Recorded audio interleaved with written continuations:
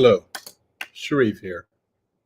And today we're going to be talking a little tiny bit about the holidays, the holy days, and to get us launched and started into that, let's do a meditation. And uh, as usual, I'm not going to be leading it.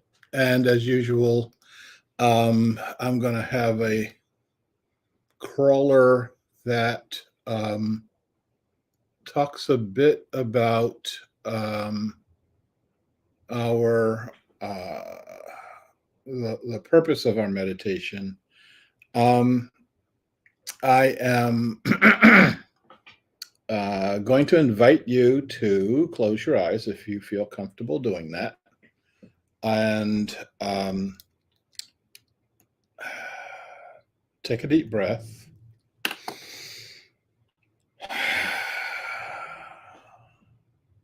And take another deep breath and let it out with a sigh.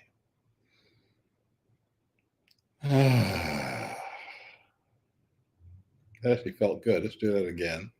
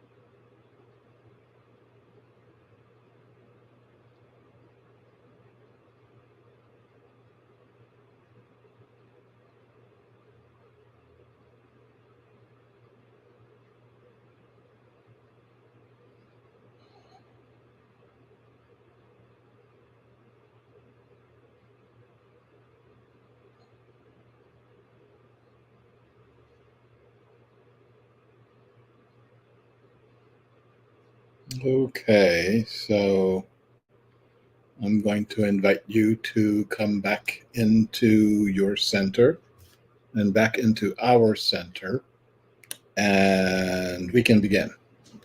Um, a little bit of housekeeping before we begin. No live stream on Thursday.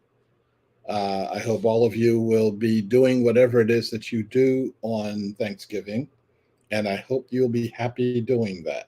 I know for many people, the holidays are not happy times, and we'll talk about that a bit today, and we'll also talk a bit about that in upcoming sessions. Second, you probably, well, you may have noticed that in other sessions, uh, other meditations, I had a candle going on the screen, a digital candle, and I didn't get any comments on that, pro or anti. So I decided to not do the candle anymore. Oh no, I'm sorry. I didn't decide. I've omitted it the past couple of times because I haven't remembered it because I didn't get any comments on it. If you want the candle back, let me know. If you don't want the candle, let me know. If I don't hear anything, it won't be there. There's one other thing I was going to. Oh yes, we will have a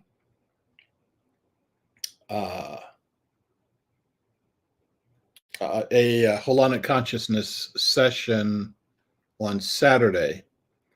It may not be Zoom. Zoom has not been working very well for us. The reason that I went to Zoom was because I expected to be a number of people that would want to talk about our holonic experiences with our lab exercises. But people have preferred, for some reason, being on YouTube and Facebook, where I can't see you, we cannot convene, etc. But if that's what you want, that's what we'll do. So, no Zoom coming up for the holonic consciousness sessions. I will give out this StreamYard link in advance. So just the way that I send out the StreamYard links an hour or so before each session, each of our live stream sessions, I'll be giving that out on Saturday. Let's see. Okay, that's it. So our topic today is about Black Friday, and I want to wish all of you a happy and healthy Black Friday, whatever that would look like.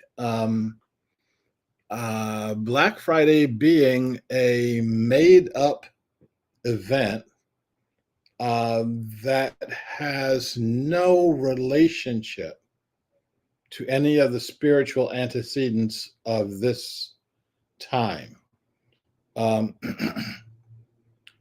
Humanity has been celebrating this time of the year, the fall and going into the winter time. We've been doing that for a long time, thousands of years before Jesus. These were old European indigenous, yes, European people have been, and some still are, indigenous people, connecting with the elements, connecting with the seasons, connecting with the consciousness that the earth is going dormant, this is a time for going within. It's a time where you are conscious of death, the leaves on the trees dying, you've harvested the fruit from your experiences, and you're storing that for the winter time. Um, and it's pulling us to something that has been um, fairly miraculous for a long time, and that is the return of the sun. Um, if you're following the zodiac, you know that the signs change around the 21st of each month, and some of those 21st signs changing are very significant.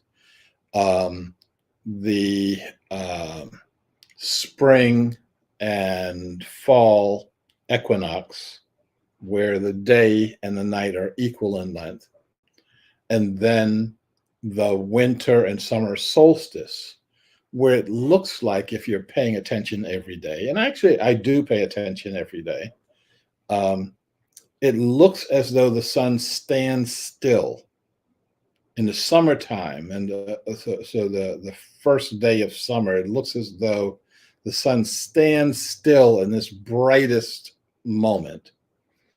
And as the sun is getting um, smaller and smaller in its daytime expression,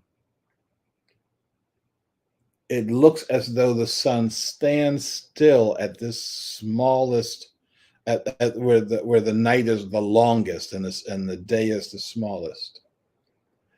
And the first day that you can actually distinguish that this day is longer than the day before, it's on the 25th of December. And for thousands and thousands of years, the 25th of December has been a holy day, a day for the return of the sun. The sun is coming back. This, like, you were uh, you're go into this dark period, and then you're coming back out into the light. And for people whose lives depended on the sun, um, at that time we were very conscious of that. That's a very important day, and you celebrate it in various ways. Black Friday has nothing to do with any of that, and I find it really interesting that um, Thanksgiving is kind of the kickoff of this holiday season, and people pay, I should say, corporations pay very little attention to uh, what's happening with Thanksgiving nowadays. I'm old enough and I've got enough gray in my beard to remember that Thanksgiving was a big deal when we were in school. We would hang decorations, like there were turkeys everywhere, and you go out and you collect the maple leaves and you glue them into an artful design and take the design home. And um, your mother is obliged to put the magnets on to attach it by magnets to the refrigerator. And yeah, it was a fun time. And it was actually a meaningful time when you actually could say thank you for all of this stuff. The stuff was food, uh, good food. Um, that part hasn't left, but the idea of why are we eating this good food? Most of us have nothing to do with harvesting. They have nothing to do with growing, and therefore it's kind of devoid of its original meanings. Most of us have nothing to do with the fact that this is supposed to be a time where you're welcoming outsiders, where the Native Americans were connecting um, with the so-called settlers. That's a word I try not to use very much. Settlers unsettle things. Things were very well settled before the settlers showed up. Um, and people don't want to be referred to as unsettlers. So, and I'm not going to get pejorative and start calling people invaders. And so uh, the new people, the new arrivals came. Um,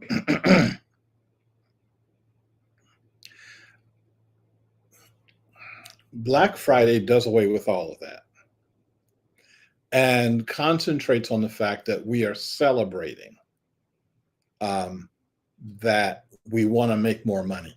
That's the celebration. That's the focus of the celebration. It's the only focus of the celebration.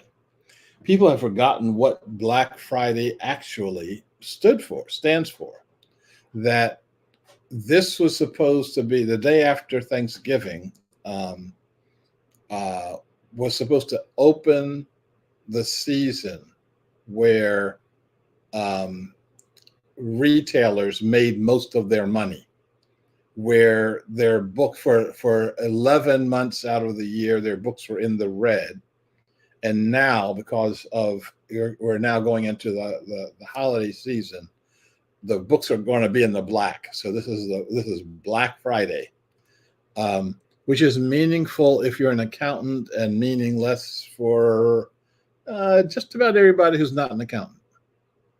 And so our challenge is um,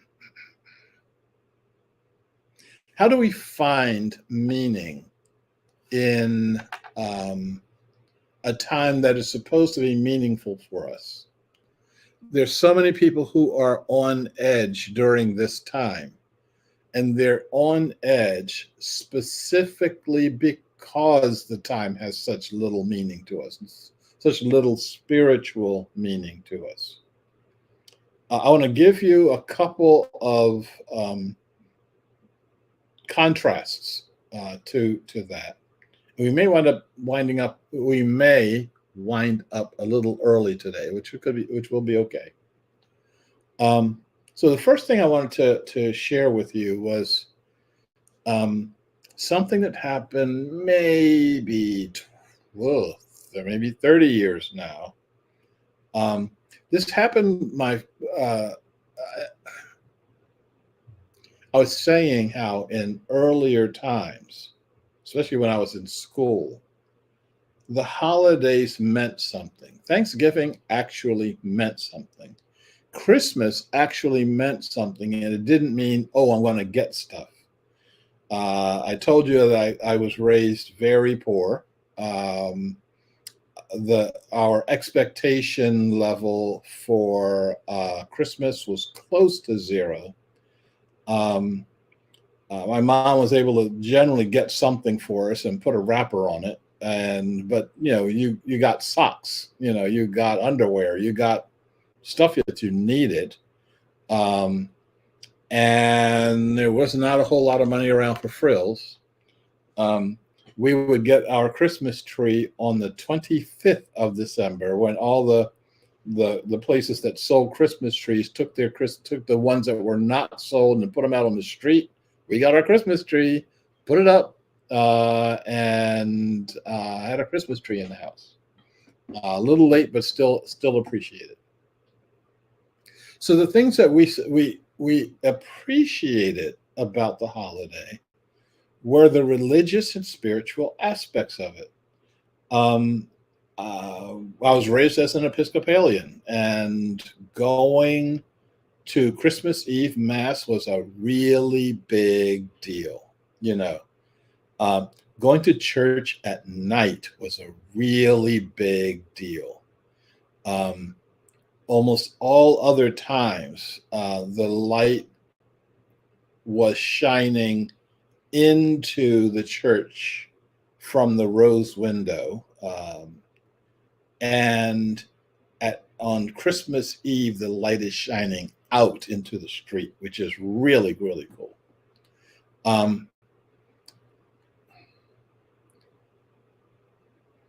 I'm saying that to say you don't have to be um, uh, getting a whole bunch of stuff, getting presents, or even giving presents for the holiday to be meaningful. Um, I was I was in this, and again, this is years ago. I was in Frankfurt, Germany, during the Christmas season, not on purpose. I was coming from somewhere in the world and going to somewhere else in the world, and I was laid over for a day or two in Frankfurt, and it was the most delightful experience. Um, don't speak German or any other language, so I wasn't able to talk to a whole lot of people. Um, but I remember just walking up and down the streets, and there was like light snow on the ground, and um, light snow was falling, and the decorations were absolutely gorgeous. And it took me a while to figure out what the difference was. The decorations in Frankfurt, Germany were not designed to get people into the store to buy something. It was to say to people, it's Christmas. And so the decorations, the lights, uh, the lack of people going into stores and coming out with big packages and it was very meaningful. It was very heartwarming, and um, uh, there's no reason that we can't do that right now, other than greed. Um, um, you know, the greed that wants wants, first of all, they want everybody's eyeballs, and they want everybody's eyeballs glued to their advertisements, and they'll put whatever they need to put in the advertisements to get your eyeballs glued.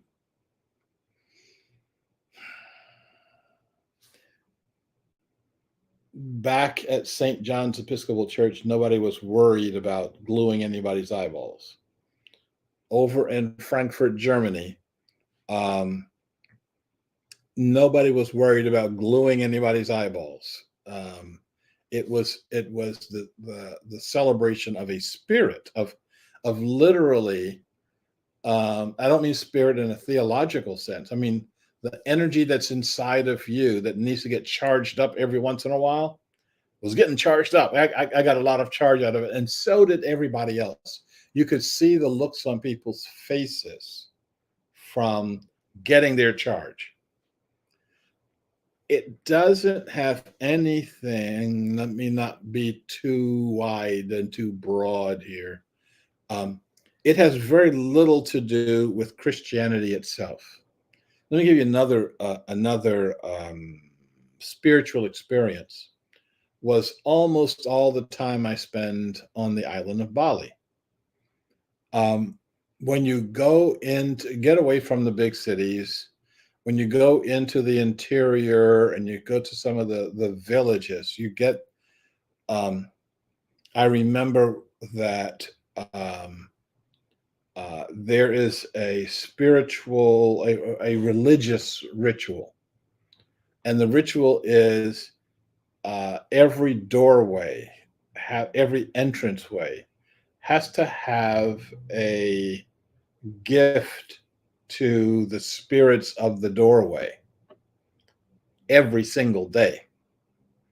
And so I was coming out of the room where I was staying, and I kicked this out. There's an object in the doorway, and I kicked the object, and what it was a little paper mat, and on the mat was a tiny little cookie and a little tiny bit, a clump of rice, and a little bit of fruit, and it was left on the door as an offering, and I just kicked it, and I'm like, oh, I just destroyed somebody's spiritual offering, and so I'm trying to gather it back up together, And this guy is looking at me and laughing.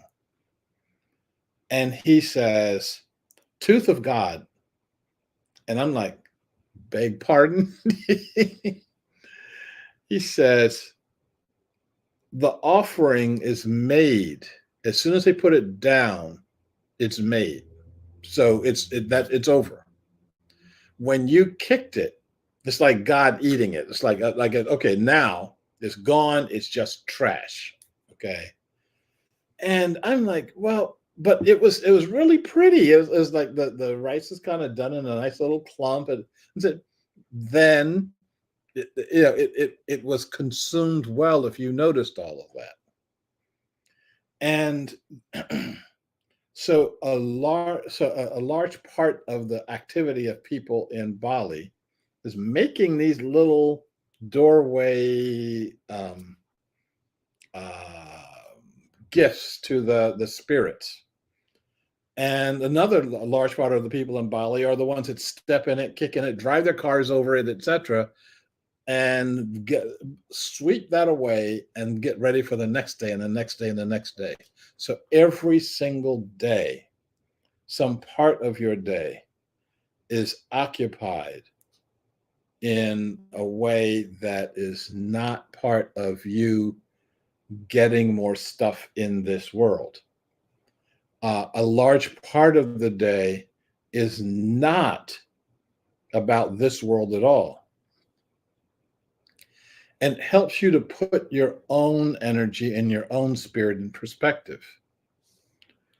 I would suggest that all of the people who are in depression right now, who are having suicidal thoughts right now, that if they were involved in um, giving a gift to another, if they were involved, and they have gifts to give, if they were involved with um, giving a gift into the transcendent, their hearts would not be burdened with all of the crap that their hearts get burdened with.